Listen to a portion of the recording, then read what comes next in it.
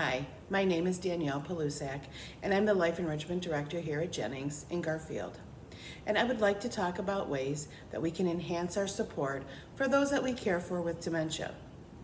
The most important thing we have to remember is to treat that person as a person, not with a disease.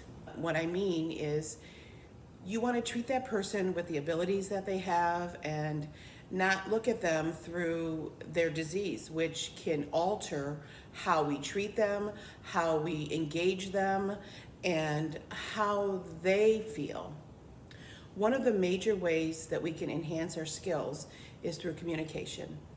Communication at times can be very difficult for somebody who does have dementia with some cognitive deficit. And what I mean by that is at times we tend to just speak, and if I'm asking you to do something like maybe put your socks on or get dressed in the morning, we tend to rattle off, what we need them to do. But we have to remember that as we are asking them to do a task, we need to speak slowly, clearly, and directly. Because offering too many things at one time can cause confusion, which for them can cause agitation. And that's one thing that we really need to stay away from, is causing them confusion and agitation because we're not doing what we need to do to help them and support them.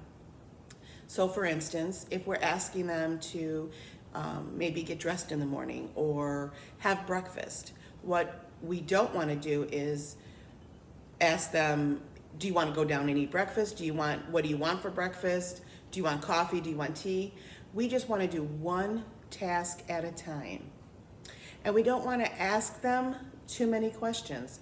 So we want to ask them, would you like to have breakfast this morning? And as we're going to breakfast, would you like to have eggs? Would you like to have toast? So if we know that Mary likes toast in the morning, and that was her routine, she would have toast and coffee or toast and tea every morning, we can eliminate some of those questions and just say, would you like coffee or would you like tea this morning? Because we know Mary's gonna have toast. The next thing we like to talk about is engaging them in their daily routine. It's very important to keep them active in their daily routine. So we tend to, as caregivers, we tend to want to do it for them. We tend to want to make it easier for them. And what I mean is, as we're getting dressed in the morning, we tend to want to help them put their socks on, or we tend to want to help them put their shirts on. And these are things that they can still do.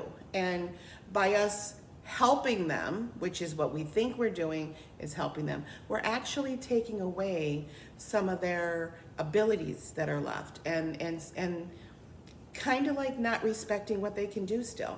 So we want to know our resident or our loved one.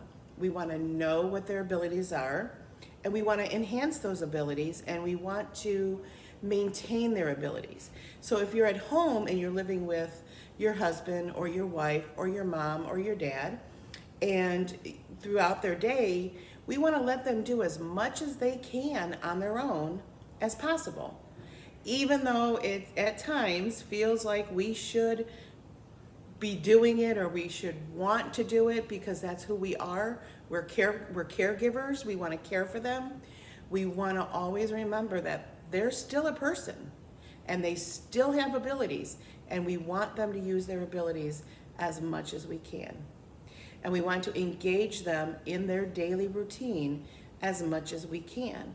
This enhances their respect, their self-worth.